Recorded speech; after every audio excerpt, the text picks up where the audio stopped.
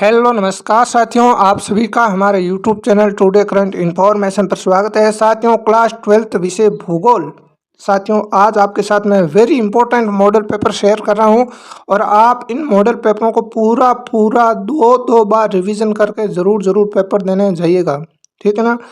ये मैं कह सकता हूं कि आपके पेपर आने वाला है ना, उसका 80% इन मॉडल पेपरों में से ही प्रश्न छपने वाले हैं। तो आप सभी है इन मॉडल पेपरों को ज़रूर पढ़ करके जाइए। इसकी ये होबू पीडीएफ टेलीग्राम ग्रुप के अंदर भेज दी जाएगी और आप इनको पढ़ करके, ठीक है ना, ज़रूर जाना। ये 56 नंबर बिल्कुल आसानी से आपके पेपर के अंदर है आ जाएंगे, ठीक है ना। तो साथियों, इस वीडियो को अपने सभी दोस्तों तक शेयर करना, वीडियो को लाइक करना और आपने हमारे चैनल को सब्सक्राइब नहीं किया है तो सब्सक्राइब ज़रूर करना। हाँ, और उस टेलीग्राम चैनल को भी है ज्वाइन ज़रूर करना। तो साथियों, पहला सवाल है यहाँ पर पूछा है, ठीक है ना, मानव भूगोल मानव समाजों और धरातल के बीच संबंधों का संश्लेषण अध्ययन है। यह परिभाषा किसने दी है? तो इसका सही आंसर है दोस्तों, रेड जेल ने दी है। मैं कई बार आपको अध्ययन करवा चुका हूँ कि इंपॉर्टेंट प्रश्न है, ठीक है, परीक्षा के अंदर पूछा जा सकता है। मानव भूगोल मानव समाजों और धरातल के बीच संबंधों का संश्लेषित अध्ययन है, यह परिभाषा रेड जेल ने दी है। दूसरा सवाल बात करें तो आपसे पूछा, जनांकीय संक्रमण सिद्धांत की अंतिम अवस्था में जन्म दर व मृत्यु दर दोनों ही क्या हो जाते हैं? साथियों, यहाँ पर है घट जाते हैं। क्या हो जाते हैं? जो जनांकीय संक्रमण सिद्धांत की अंतिम अवस्था में जन्म दर और मृत्यु दर दोनों ही क्या होता है साथियों? घट जाते हैं, ठीक है। तीसरा सवाल है, निम्न में से किस देश का आयु लिंग पिरामिड विस्तारित होती जनसंख्या का सूचक नहीं है?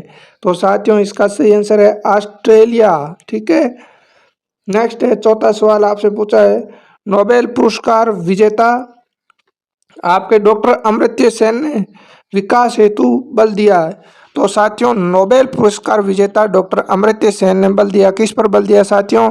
तो उन्होंने स्वतंत्रता में वृद्धि पर बल दिया था। किस पर बल दिया? स्वतंत्रता की वृद्धि पर बल दिया। पांचवा सवाल, सेवा सेक्टर के अंतर्गत कौन से क्रियाकलाप नहीं आते हैं? तो सेवा सेक्टर के अंदर कौन से क्रियाकलाप नहीं आते हैं? द्वितीयक, तृतीयक, चतुर्थक या पंचम? तो इसका सही आंसर हो जो द्वितीय क्रियाकलाप है वो सेवा सेक्टर के अंदर नहीं आते हैं। छठा सवाल है, बिग इंच है। तो बिग इंच क्या है साथियों? तो बिग इंच अमेरिका की एक पाइपलाइन है। क्या है? अमेरिका की एक पाइपलाइन है। सातवां है, निम्न में से खनन नगर के उदाहरण हैं। तो खनन नगर के उदाहरण कौन कौन से हैं? तो यहाँ पर आपके एम्स्टर्डम व आगरा है। आगे कुंड या टांका होता है। कुंड या टांका क्या होता है साथियों? कुंड और टांका है ना साथियों, ये आपके जो वर्षा जल संग्रहण के क्या होता है? ढांचा होता है। इसको है वर्षा के जल संग्रहण अपन क्या है कर सकते हैं। आगे सवाल संख्या 9 है, जल प्रदूषण के कारण रोग होता है। तो जल प्रदूषण के कारण कौन सा रोग होता है? हेपेटाइटिस रोग होता है। कौन सा? हेपेटाइटिस नामक रोग हो जाता है। आगे बात करूं तो यहाँ पर आपके सवाल दूसरा है, रिक्त स्थानों की पूर्ति करें, ठीक है। तो पहला है, विस्तृत वाणिज्यिक अनाज कृषि की मुख्य फसल कौन सी है साथियों? तो विस्तृत वाणिज्यिक अनाज कृषि की मुख्य फसल आपके गेहूं है। कौन सी है? गेहूं है। दूसरा है, संयुक्त राष्ट्र विकास कार्यक्रम द्वारा प्रथम मानव विकास सूचकांक रिपोर्ट सन कब दी गई? 1990 के अंदर दी गई साथियों। कब दी गई? 1990 के अंदर है वो दी गई। तीसरा है, भारत में सर्वाधिक सूती वस्त्र मिलें कहाँ है? तमिलनाडु के अंदर है साथियों। इंपॉर्टेंट प्रश्न है, तमिलनाडु के अंदर है। और इंदिरा गांधी नहर जिसका पहले क्या नाम था? राजस्थान नहर नाम था। क्या था? राजस्थान नहर नाम था। अब तीसरा सवाल पूछा है, सामाजिक भूगोल के किन्हीं दो उप क्षेत्रों के नाम लिखे। तो साथियों, सामाजिक भूगोल के दो उप क्षेत्र होते हैं, एक होता है चिकित्सा भूगोल, एक होता है कौन सा? आपके ऐतिहासिक भूगोल, ठीक है ना। प्राथमिक क्रियाओं से क्या तात्पर्य है? तो प्राथमिक क्रियाएं क्या होती है साथियों? ये आपको है आंसर मैं बता देता हूँ, प्राथमिक क्रिया क्या होती है, ठीक है। यहाँ पर पढ़ा है, देख लीजिए। प्राथमिक क्रियाएं प्रत्यक्ष रूप से पर्यावरण पर निर्भर है, क्योंकि ये पृथ्वी के संसाधनों जैसे भूमि, जल, वनस्पति भवन निर्माण सामग्री एवं खनिजों के उपयोग के विषयों में बतलाती है। ठीक है, तो ये होती है आपके क्या प्राथमिक क्रियाएं। ठीक है, तीसरा है भारत के किन्हीं दो राज्यों में भौम जल के अत्यधिक उपयोग से संख्या के संयंत्रण में वृद्धि हुई है। तो कौन कौन से दो राज्य हैं? तो भारत के दो राज्य हैं साथियों, बिहार और पश्चिम बंगाल। कौन कौन से? बिहार और पश्चिम बंगाल। ठीक है साथियों, कौन कौन से? बिहार और पश्चिम बंगाल है।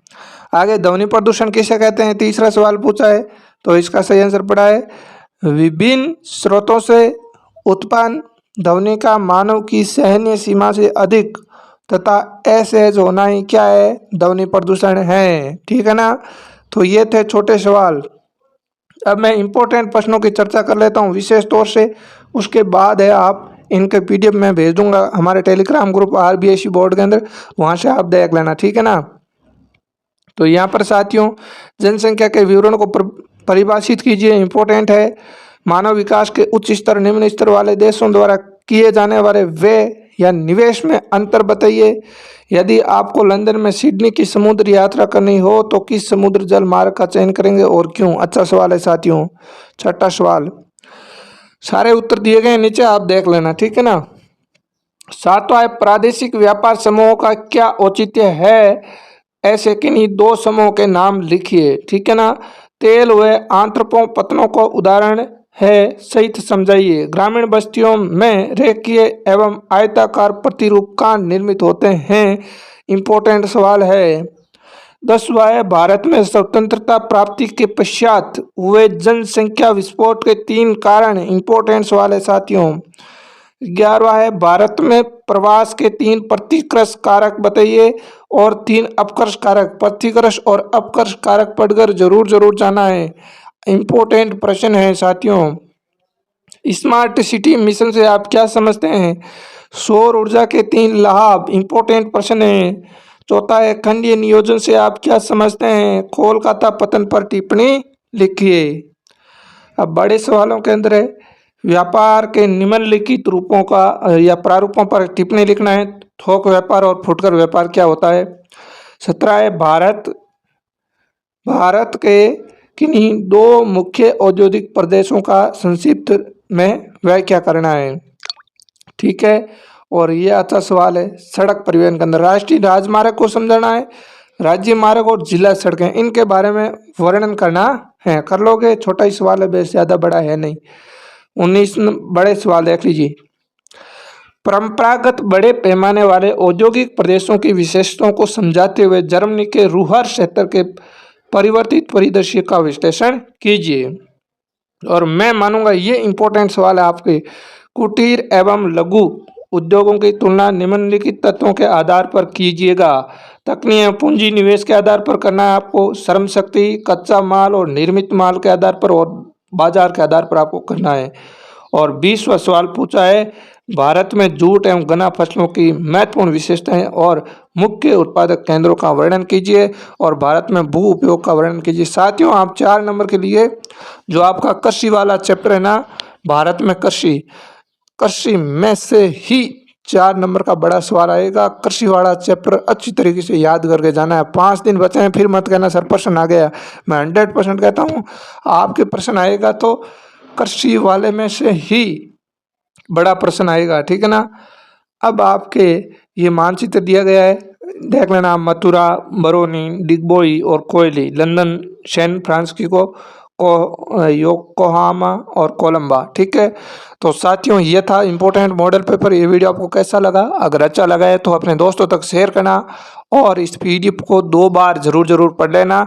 मैं ऐसे करके लगभग हो सकता है अगर टाइम मिलेगा तो पूरा करवा दूंगा, नहीं तो फिर साथियों आप कहे 5 तो करवा ही दूंगा। ठीक है ना, तो आप सभी अपने दोस्तों तक शेयर करना, वीडियो को लाइक करना और चैनल को अभी तक आपने सब्सक्राइब नहीं किया है तो सब्सक्राइब जरूर करना। और प्लेलिस्ट बनी है भूगोल की, उसमें से वीडियो आप जरूर देखना टाइम मिले तब। ठीक है साथियों, तो आज के लिए इतना ही, मिलते हैं अगले सेशन में, तब तक के लिए धन्यवाद। जय हिंद, जय भारत।